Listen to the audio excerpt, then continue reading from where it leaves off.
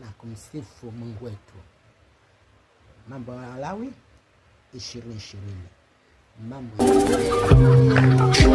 Walawi 2020.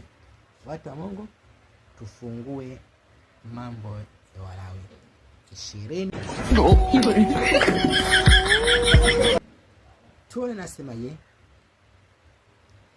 Lazima mimea itarukaruka.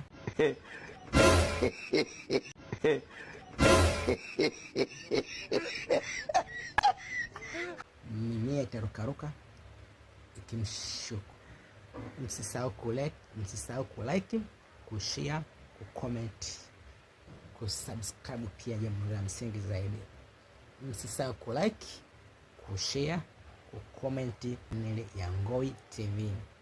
Guys, msisahau kusubscribe.